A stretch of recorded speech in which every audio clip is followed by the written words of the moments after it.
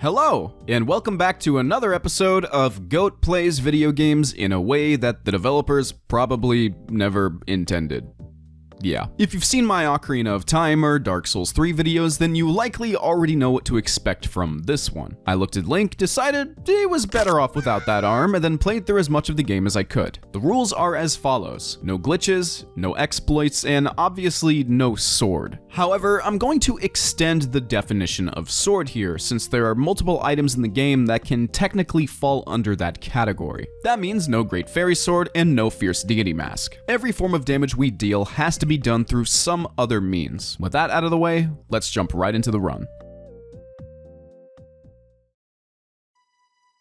We start out in Majora's Mask's iconic opening, which is actually one of my favorites in the entire Zelda series. I absolutely adore the atmosphere here. It's something that you could only really find in Majora's Mask. After Skull Kid takes our horse and we parkour through the forest, Link falls down a 900-foot chasm and dies on impact.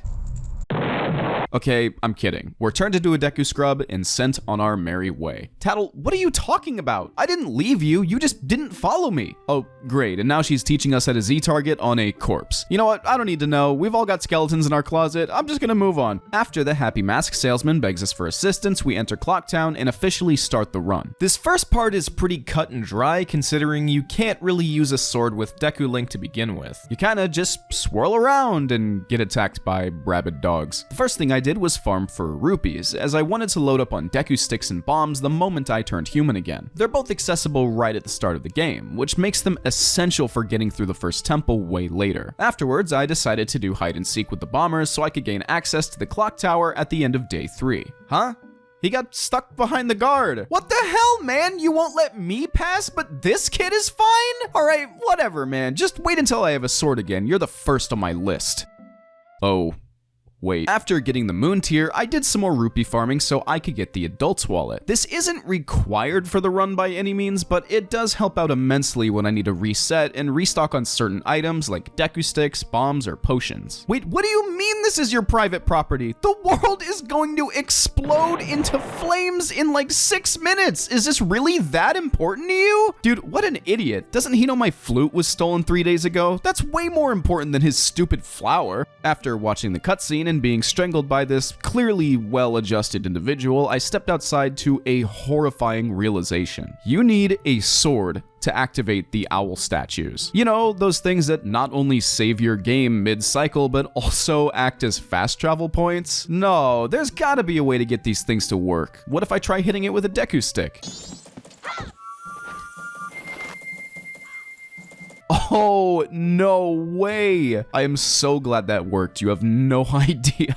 Imagine needing to leave Stone Tower to get some potions or something. You'd have to climb all the way back up again. Thank God that actually works. Not having fast travel would have made this run vastly more tedious and infinitely more nerve-wracking. During this playthrough, I decided I should only go after masks and upgrades that I deemed either necessary or useful for the run. Since I didn't plan on getting Fierce Deity at the end of the game, that made a majority of the masks completely obsolete. If a mask's effect wasn't immediately useful, I simply didn't get it. One of these that was useful, however, was the Blast Mask. If you don't know, the Blast Mask is essentially an unlimited bomb that you can detonate whenever you want. The downside being Link has to wear it on his stupid polygonal face. However, if you hold out your shield while using it, Link takes no damage at all. This means there are effectively no downsides to having this, meaning I deemed it absolutely necessary for the run. You obtain this mask by defeating Sakon, a thief who steals this old lady's bomb bag in North Clocktown during the first night. Should be easy enough. Oh,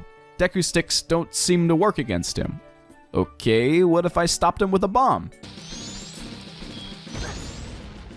Oh my god, he exploded! He's dead!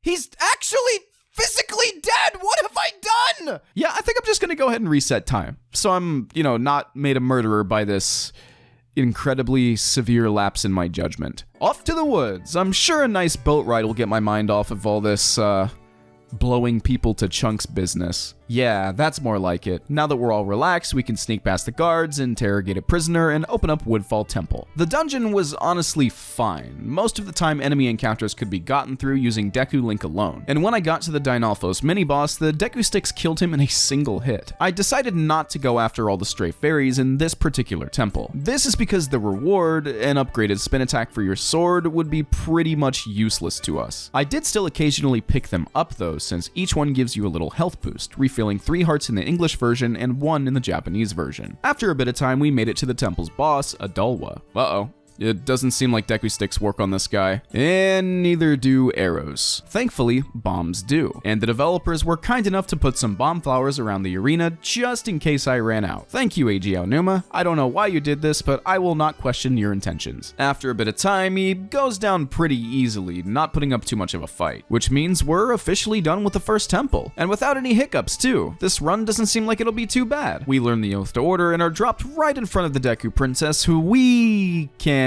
rescue. She's trapped behind a wall of vines that I can't cut down, and I am out of bombs, and arrows, and Deku Sticks.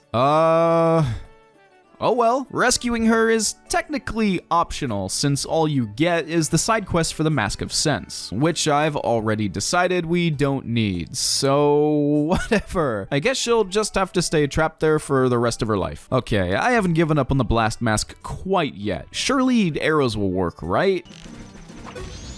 No, again? Seriously? Let's just go to Snowhead Mountain. I don't want to be in Clocktown right now for some reason. After a slow and steady climb, we eventually reach Goron Village and find the Lens of Truth. This allows us to get the Goron Mask, which is hopefully gonna let us get through the next dungeon pretty easily. While not insanely powerful, Goron Link's punches do the same amount of damage as a Deku Stick, which makes him a good go-to for attacking stunned enemies and bosses. He's not perfect though. He definitely comes with a couple of downsides. He attacks pretty damn slow, and his range can leave you vulnerable if you happen to miss any of your attacks. Another thing is that he can't move while blocking. You have to be completely stationary. But this is still a step up from using Deku Sticks, as when you're using those, you can't block until you've either put them away or taken out a one-handed item. For some reason, the Goron Elder Son didn't appreciate my awesome progressive rock drum solo,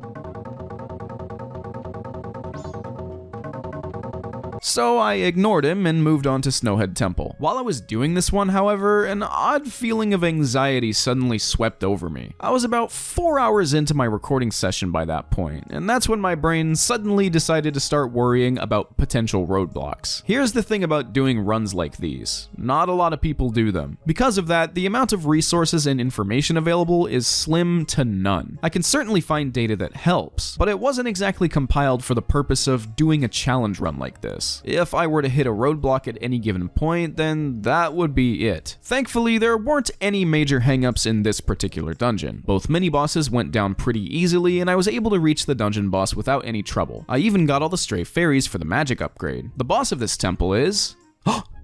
me? Okay, no, it's probably pronounced Got, or something. I don't know, argue about it in the comments, I don't care. Speaking of Got, has anyone else stopped to notice how weirdly out of place this guy's design is? Or am I the only one? Like, it's cool as hell as a design, it's just that if I showed this to a random guy named Edgar, I don't think Edgar would go, oh, from Zelda. But that's kind of what I like about Majora's Mask. It's a very weird and unique Zelda game, in more ways than one. After I killed him and talked to the second giant, I turned in the stray fairies to get our extended magic meter. This would come in handy for pretty much the rest of the run. It's one of those things where, early on, I deemed it to be pretty useful, so I took the time to make sure it got done. Okay, one more attempt getting the Blast Mask. There is no way that Goron Link won't work here.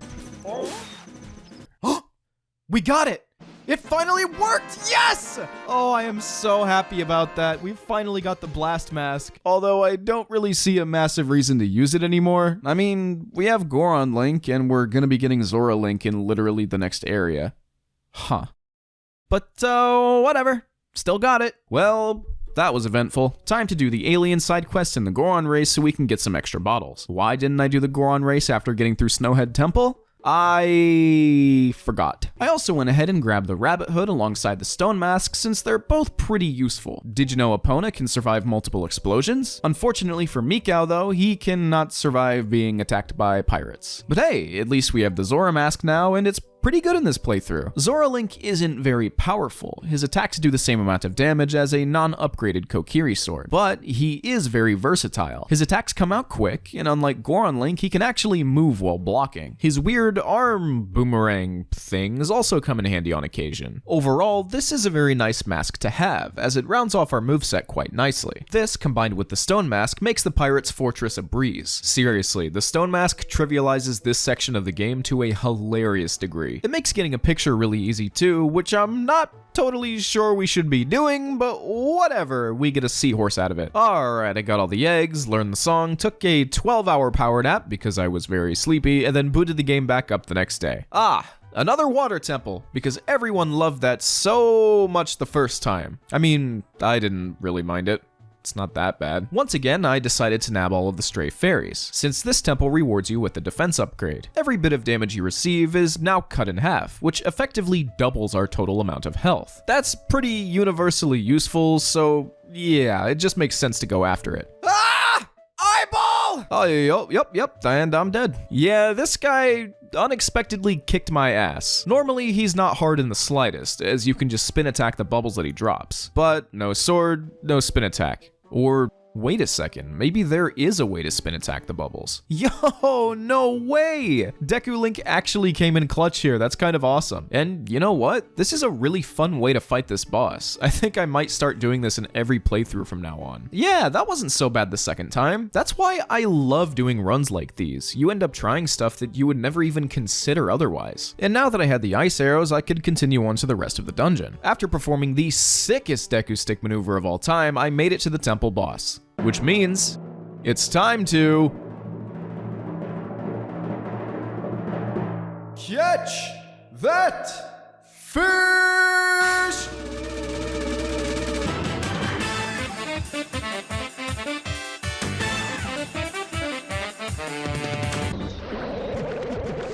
Oh, never mind.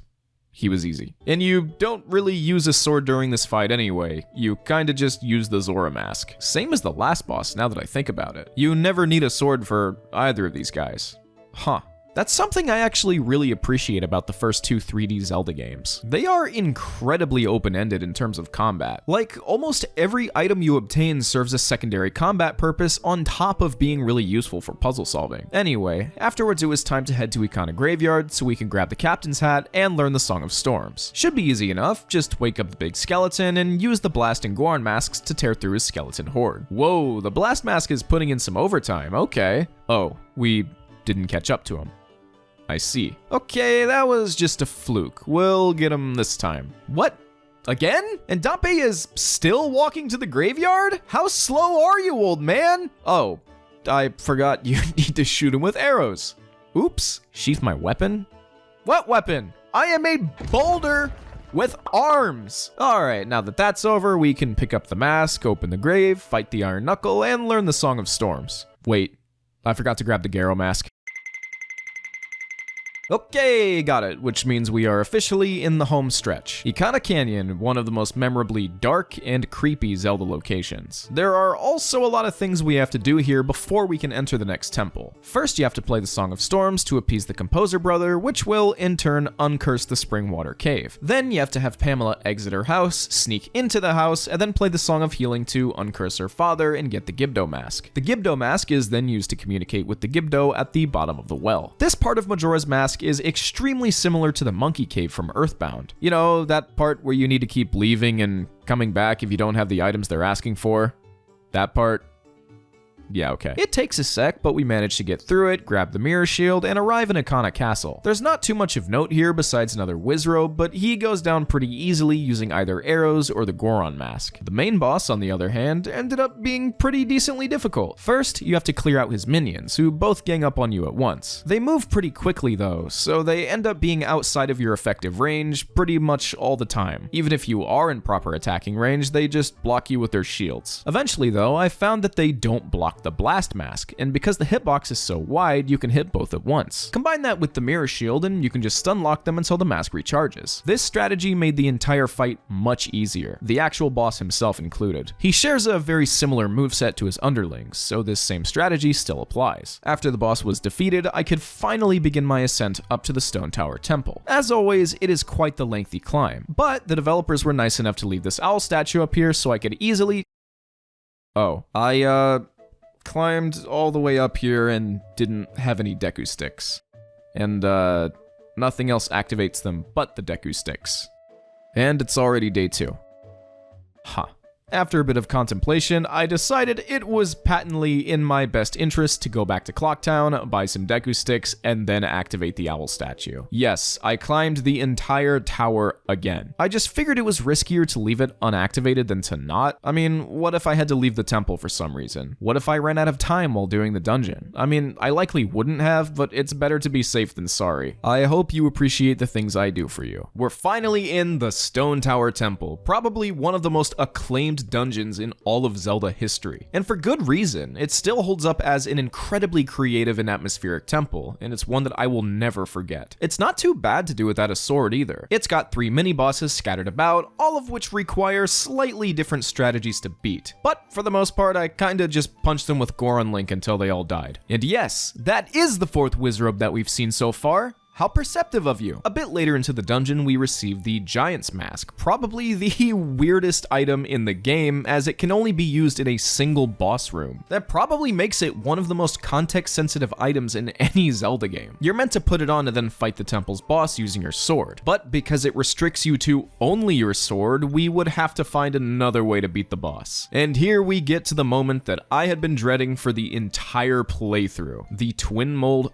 boss fight. Not because it's a bad fight or anything, but because I had absolutely no idea how this fight would transpire without the Giant's Mask. It definitely wasn't a smooth ride. I had to cycle through all sorts of different strategies, and all of them proved to be far more difficult than just fighting it the normal way. I tried shooting the worm's weak points with arrows, but they moved way too erratically for me to be able to consistently hit them. I also tried punching with Goron Link, but his range and attack speed made hits extremely difficult to land. I also tried to roll into them, but it was way too taxing on my magic meter. Zora Link didn't fare too well either. What ended up working was, surprisingly enough, the Blast Mask. Its range combined with its lingering hitbox meant I didn't have to time attacks 100% correctly. It gave me a lot of leeway, and that by itself helped immensely. This was easily the most effective strategy, and it ended up being the one that worked out for us in the end. Suddenly, I was very glad that I was so stubborn about getting the Blast Mask. It saved the entire run as far as I'm concerned. And there it is, the final dungeon of the game beaten. That means the only thing standing between us and victory was Majora's Mask itself. After my Ocarina of Time video, I was always slightly disappointed that I had to use my sword to beat the game. This time around though, the run was actually gonna happen, and that was really exciting. I wasted no time getting back to Clocktown, confronting Skull Kid, and stopping the moon. This is just a side note, but it's kind of a shame that the Fierce Deity mask makes this fight such a joke. I think it's an exceptionally fun fight to do without it. I'd even go as far as to say it's one of my all-time favorite Zelda bosses. It is genuinely that fun. The first phase is pretty simple. Wait until he's close enough to blow him up with a Blast Mask, switch to Goron Link, mash B until all the other masks come to life. Each mask will go down in just 2 light arrows, so they're not too difficult to take out at all. Afterwards, Majora's Mask will start to fire these laser beams at you. Just deflect him with the Mirror Shield and he'll take damage. Other than that, keep bombing and keep punching. Do enough damage and he'll transform into Majora's incarnation. This phase is incredibly weird. All he does is run around the arena and shoot these energy balls at you. 90% of the time, if you just hold out your shield, they won't do anything. Also, if you happen to run out of arrows, you can switch over to Zora Link and use his boomerangs to stun the boss instead. Once again, smack him a couple times with Goron Link and he'll go down no problem. The third and final phase is Majora's Wrath, which is definitely a bit trickier than the others. There are a couple of different ways you can deal with this guy. The first is to hold up your shield and slowly approach with the Bomb Mask. The second way is to once again use Zora Link. What I did was launch my fins and then immediately switch back to human Link. They keep homing in on the boss after you transform, meaning you can use your shield and wait for them to either connect or miss. If they hit, you turn into Goron Link for a quick punch while he's stunned. This was my preferred way of fighting the boss since you could deal damage more often. And that's basically it. It might take a little bit, but man, is it ever satisfying when that final attack connects. Holy crap, dude, we actually did it. Majora's Mask has officially been beaten without ever even touching our sword. Even as I'm sitting here reading the script for this video, I am beaming with joy thinking about how crazy that is. It was a really fun little journey, even if we did effectively skip over a lot of what makes this game so special. But that's okay, because doing these runs to begin with always gives me a brand new perspective on just how good these games are. Ocarina of Time has always been my favorite Zelda game, with Majora's Mask being a very, very close second. But upon every single replay, I only grow to love Majora's Mask more and more. And this time was no exception. Sword or not,